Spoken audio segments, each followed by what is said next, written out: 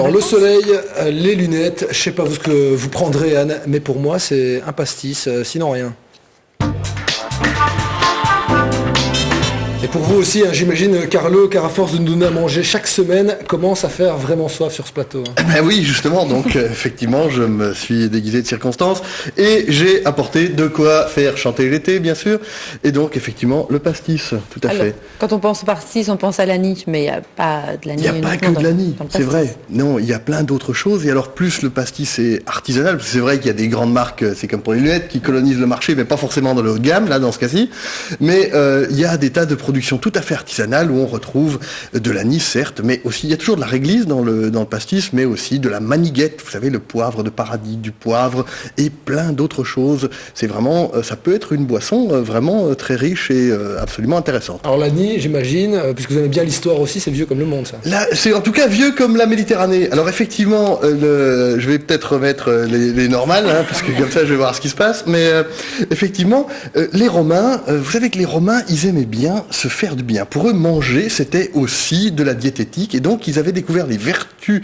stomachiques de l'anis, et donc ils faisaient du vin d'anis, et c'est vrai que donc il y a un peu cette Méditerranée comme ça des Romains de l'Antiquité, hein, qui se faisaient du bien, et bien elle a un peu croisé un petit peu un mode de vie où on se faisait du bien d'une autre manière, avec un peu d'alcool dedans pour faire chanter la vie, et donc voilà que du côté du sud de la France, ces deux civilisations un petit peu se sont rencontrées pour le bonheur des uns et parfois le malheur, parce que le pastis, au départ, il y avait l'absinthe. Vous savez, l'absinthe, cette boisson à 70 degrés qui a fini par être interdite et qui, effectivement, a fait énormément de dégâts autour d'elle. Le pastis en a fait quelques-uns lui aussi. Et donc, le pastis en tant que tel, sous ce nom-là, n'est apparu que dans les années 20-30. Et il a même de nouveau disparu pendant la Deuxième Guerre mondiale pour réapparaître ensuite et pour être consacré comme l'espèce d'apéritif par excellence. Donc, l'anis, la saveur anisée, terriblement ancienne, terriblement méditerranéenne. Le pastis, plutôt plus récent. C'est un médicament au départ. Oui, c'est ça. Donc, docteur, oui, docteur, on peut voir, c'est un médicament. Servez-nous un petit médicament. Voilà, alors, un petit peu de médicament. Bah là, justement, j'ai pris de l'artisanat parce que tant qu'à faire, il faut boire ça évidemment avec modération, hein, mais tant qu'à faire, autant en faire dans la qualité et peu mais bon. Ça, c'est toujours un principe très valable, n'est-ce pas, docteur? Oui, vous êtes d'accord avec ça? Et vous savez qu'on peut l'employer également dans la cuisine. Là, justement, donc, vous nous avez concocté des petites recettes. Voilà, c'est ça. Alors donc, j'ai quand même un peu justifié mon travail de m'occuper un peu de cuisine. Je vous apporte un tout petit carpaccio de concombre. Donc je fais une petite rosace, je vais le faire en petit là, sinon ça va me prendre des plombes et on va se faire taper dessus. Donc voilà, un petit carpaccio de concombre. On me voit là. Et je mets dessus une petite marinade vinaigre, huile d'olive et pastis que je verse gentiment là-dessus. Et je termine par... Vous savez ce que c'est, ça? C'est de la ricotta. Ben non, c'est un cousin de la ricotta, c'est du brochou corse. Voilà. Et donc on en met un petit peu par-dessus. Et après, on n'aura plus qu'à saupoudrer de poivre et de fleurs de sel. Voilà. On va le faire, quand on va le faire chez soi, on va faire une vraie assiette. Là, je le fais un tout petit peu en petit. Mais donc, la marinade, vinaigre, pastis, huile d'olive.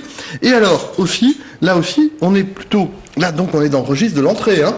Et là aussi, une salade avec du melon, hein, du melon vert, du melon charentais, et également du fenouil, parce qu'on est vraiment dans les saveurs méditerranéennes. Vous voyez, là je vous ai pris des graines d'anis, des graines de fenouil, je vais y arriver, je vous ai porté de l'anis étoilé, et puis également ce fenouil, on est toujours dans le même registre de saveurs éminemment méditerranéennes. Alors je vais récupérer ma cuillère. Mon assistante fait rien, hein. Là elle me regarde, mais elle regarde sous le plat. Donnez-lui à manger là, parce que sinon. Mais le pastis ne domine pas finalement tous les autres. Pas du tout. On en a mis quelques gouttes, mais ça se marie avec le fenouil, avec le melon. Je vais y arriver. Donc, et on a assaisonné ça avec citron et pastis. Et là, juste pour le goût là, on va en remettre une petite lampée. Ce serait plus joli avec quelques pluches de fenouil par-dessus. Et là également, voilà. Docteur, avec modération, hein, faites attention, vous allez être malade sinon. Ah oui, on peut mettre quelques feuilles de oui, j'arrive, excusez-moi, j'arrive, voilà, je finis.